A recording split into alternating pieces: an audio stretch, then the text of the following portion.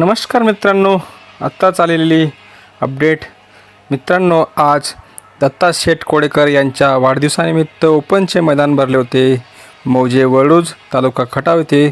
तर मित्रांनो, आपल्या द्वादशम हिंदकेसरी बकासूरचा पायरा आज दादा सरकार यांच्या रोमनबरोबर होता.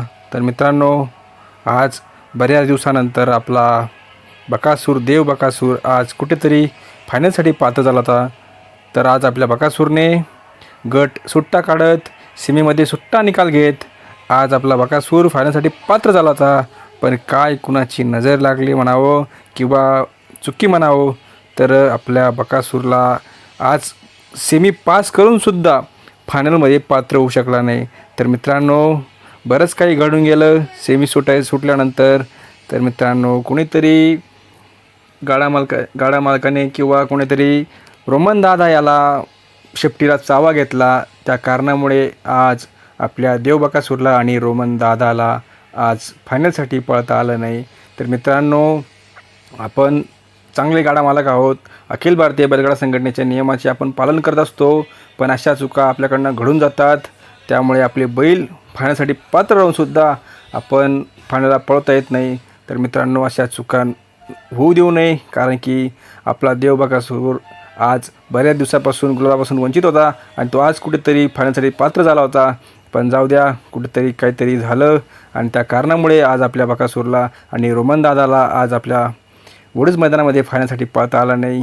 तर मित्रांनो, बऱ्याच लोकांना आज आशा होती की कुठेतरी आपला आज देव बकासूर सेमी पास होऊन फायनलसाठी पात्र झालेला आहे. भरपूर बकासूर प्रेमींना आज आनंद झाला होता की आपला वाघ संपला नाही आणि संपणार नाही. अशातला आपला बकासूर आज कुठेतरी काहीतरी चुकी असल्या कारणामुळे आपल्या आज देव बकासूरला फायनलसाठी मुकावं लागलेलं आहे. तर मित्रांनो, खरंच अशा चुका होऊच देऊ नये, कारण की जेणेकरून आपली नंदी गुलालापासून वंचित होतील. तर मित्रांनो, आज खरंच एक दुःखद म्हणावं लागेल, कारण की फायनलसाठी पात्र म्हणजे पात्रच होता आपला देव बकासूर आणि सेमी असा काढला होता की कोणीच काही ऑब्जेक्शनचा काही विषयच नव्हता. एक नंबर सुट्टा असा सेमी काढलेला होता. आपण बघू शकता, मी तुम्हाला हा फोटो दाखवत आहे. एक नंबरचा सुट्टा सेमी घेतलेला होता. पण तरीसुद्धा आज आपल्या देव बकासूरला आपल्या नियमांचे उल्लंघन केल्यामुळे आपल्याला आपल्या फायनलसाठी पात्र राहूनसुद्धा आपल्याला अपात्र करावा लागलेला आहे. कारण की हा निकाल आपल्या वरिष्ठांना, अखिल भारतीयाच्या वरिष्ठांना पाठवला होता. त्यांनी तिथून निकाल दिला आणि तो हा निकाल कॅन्सल केला आणि 2 नंबरची गाडी उतरली त्याला हा निकाल दिला.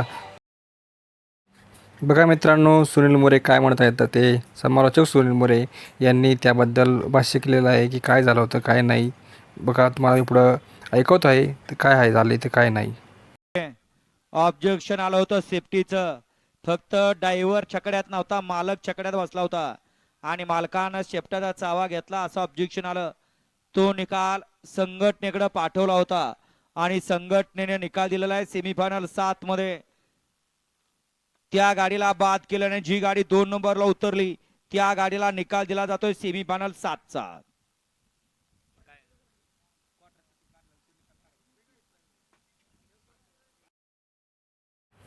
तर मित्रांनो, एवढ्या मोठ्या गाडी मालकास म्हणजे आज आपल्या दादा सरकार यांचा रोमन आणि देव बकासूर यांची आज गाडी फायनलसाठी पात्र असूनसुद्धा आज त्यांना फायनलपासून मुकावं लागलं. कारण की त्याचं कारण होतं आपण बैलगाडा संघटनेचा नियम याचं आपण पालन केलं नव्हतं. त्यामुळे आपल्याला ही परिस्थिती आपल्याला ओढली गेली. तर असं होऊ नये यासाठी आपण काय करावे, तर मित्रांनो मला तसे कमेंट बॉक्समध्ये जरूर कळवा. आपल्या व्हिडिओ आवडला असेल तर त्याला लाईक शेअर करायला विसरू नका. धन्यवाद मंडळी. जय जवान जय किसान.